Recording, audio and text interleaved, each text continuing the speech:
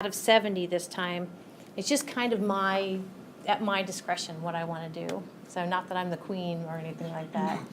So this is to say that I could not guarantee that every time I'll take it out a fewer number. So it's just kind of what I did. And yes, we did have over 100%, so it's possible. Okay, so the first question was a question about albedo, and the highest albedo would be something that's white, so fresh snow, how appropriate. So D was the best answer there. Question 2 was a question, if you have an ocean current that is moving towards the poles, that means it's moving away from the equator, that must be a warm current. Question 3, the tilt of the Earth's axis of rotation is 23.5 degrees, pretty much, and it remains constant. We talked about in this class anyway. B is the best answer. Question 4, which of these will generally make a place warmer during the summer? That's us, in the middle of a land mass. B is the best answer there. Question 5, in the scientific method, the term theory, the best answer there is A. Theories actually can be reversed or nudged, adjusted, but theories in general are a hypothesis that's been kinged. It's been extensively tested, and it's generally accepted by the scientific community. Question 6, so A is the best answer for 5. Question 6, and we'll be talking about this again tonight, that in the troposphere we know it gets cooler as you go up, and the general environmental lapse rate is about 6.5 degrees temperature drop for every 1 kilometer you rise. So C was the best answer there. That's the ELR, approximate ELR. Question 7, low sun angles result in, this is beam spreading, the flashlight thing. The best answer there is C, that the energy is spread over a large area.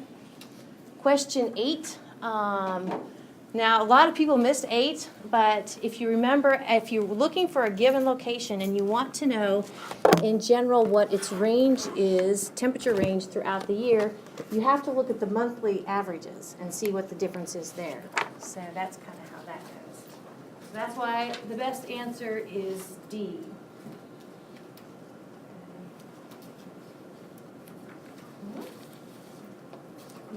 You're welcome.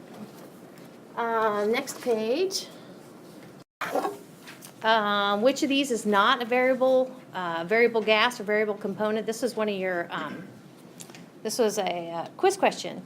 So actually A, C, and D are those 3 variable gases. Argon is not a variable gas.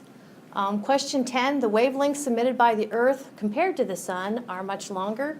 So D is the best answer there. Question 11, what is the difference between weather and climate? They both have to do with the atmosphere, but of course climate is like the average over about 30 years, so D is the best answer there, time period involved. Question 12, if for a given day, if you have a max of 30 and a min of 21, your range is 9 degrees. C is the best answer there. Question 13, how is the daily maximum temperature in the daytime affected if you have clouds present? And the answer there is it will be cooler. D is the best answer there. Question 14, objects with a higher temperature, this was like a homework question too, will generally have the shortwave radiation as compared to cooler objects. Question 15 had to do with that map. So basically if you find X on the map, it's right here. Okay, I wanted you to tell me about what the temperature is. And so actually it's between 70 and 80, so 75 is the best answer there for D. Next page, question 16, which of these affect how we feel? And so the best answer there is C. Not only is it the temperature, but it's also if there's a wind and or if there's humidity. So C is the best answer there.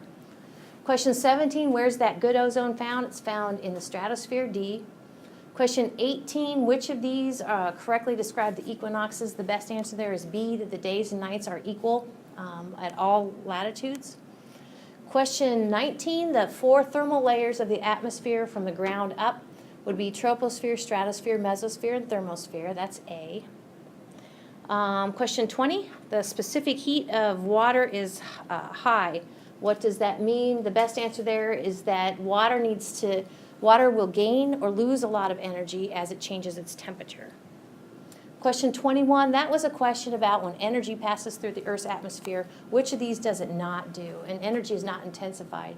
The energy, depending upon the wavelength and the particle, will either be transmitted, scattered, or absorbed. So A is the best answer there. Question 22, how is the daily temperature range affected when clouds are in place? And basically your daytime highs are lower and your nighttime lows are higher. So the range is less. So D is the best answer there. Question 23, the sun sends us energy by C radiation is the best answer there.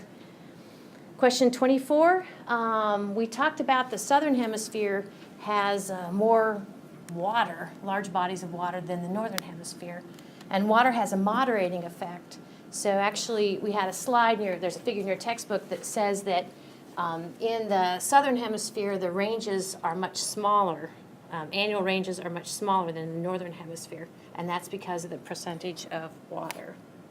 All right, question 25. The hot spot, a 90-degree angle of the sun, strikes the Tropic of Cancer. So Cancer is in the northern hemisphere during our summer solstice, which would be June 21st or thereabouts. Question 26, which of these have the largest annual temperature swing from summer to winter? And that would be inland, that's us. But another large temperature swing is if you get closer to the poles away from the equator, by latitude actually. So high latitudes there is the best answer. Question 27, the absorption of long-wave radiation, radiation being re-emitted by the Earth and absorbed by certain gases in the lower atmosphere is generally referred to as, best answer is A, greenhouse effect. Question 28, nitrogen is the most abundant gas in the atmosphere. C is the best answer there. Question 29, which of these are correct? And again, back to water having high specific heat is the only correct statement or association up there. The other ones are incorrect. Question 30, glacial ice is the, when it comes to water on the Earth's surface after oceans, that's where most of the water is actually tied up. Glacial ice, C is the best answer. Question 31, of these spheres listed, actually aquasphere is not a real sphere. Hydrosphere is, but we talked about, of course, the geosphere is the Earth, the atmosphere is the air around the Earth, and the biosphere is all life anywhere associated with the Earth. So aquasphere is not correct. Question 32, the atmospheric component that absorbs otherwise damaging ultraviolet radiation from the sun is the good ozone, A. And question 33, an isotherm is actually a contour line drawn on a map that is connecting locations with the same temperature. And that actually was a later on. So finishing up the multiple choice, it looks like this. Question 34, you had to look at the little graph there. Of course, that's carbon dioxide concentrations over years. So each bump is a year. And so in the review session and on the sheets, review sheets, I said that each of those bumps are due to actually plant activity. So the best answer is D. Question 35, the troposphere is thickest. This is actually kind of a homework question too, near the equator. We're going to be talking more about that, I think, in Unit 3, the troposphere, the thickness being thickest near the equator and thinnest near the poles. Question 36, Raleigh scattering is why our skies are blue. Raleigh scattering is also when the sun is low on the horizon, why our sunsets and sunrises are those pretty red and orange colors. So that's the best answer there. So those were E's. Now, vocabulary terms are always going to be worth 2 points apiece. And so in some cases, you got 1 out of 2 points. It just depends.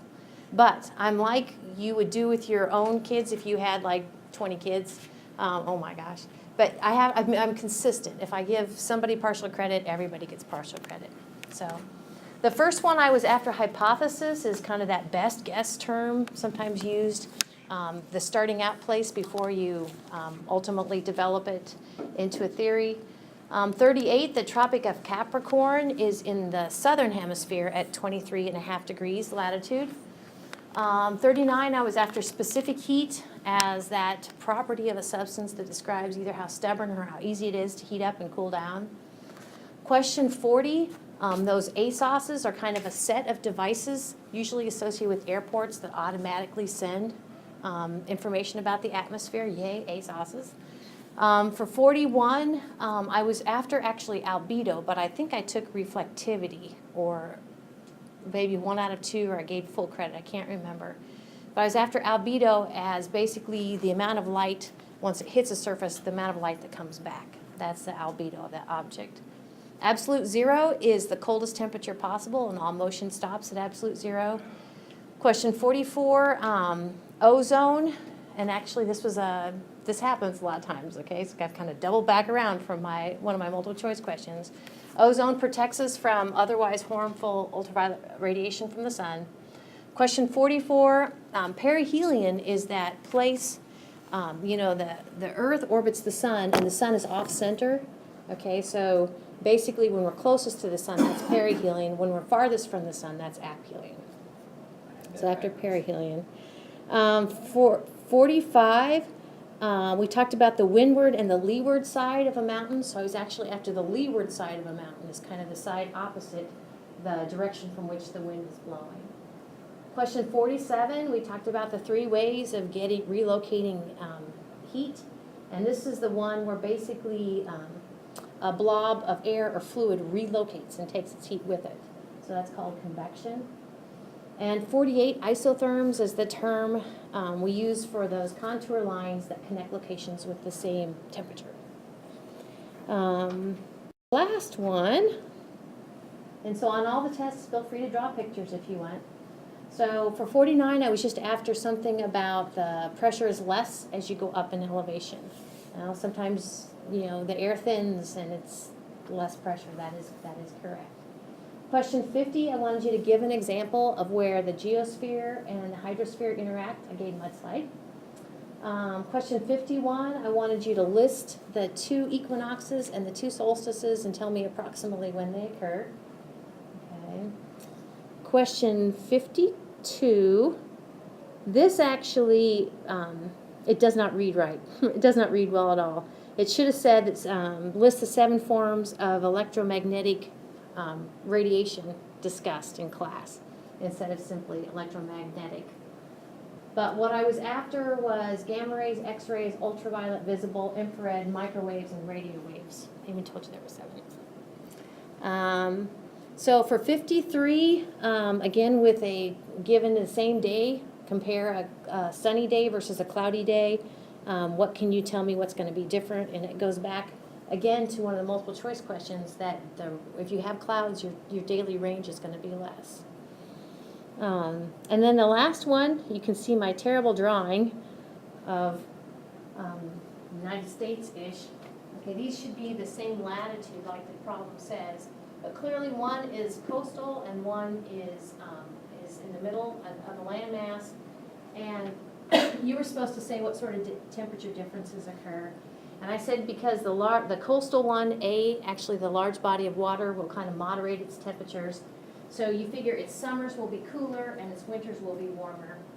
And B, actually, the last part of the question said which one's going to have the greatest temperature swing, and that's us. Okay, that's it. So that's what I was after there. So those were each worth 3 points apiece. So there's that. One day.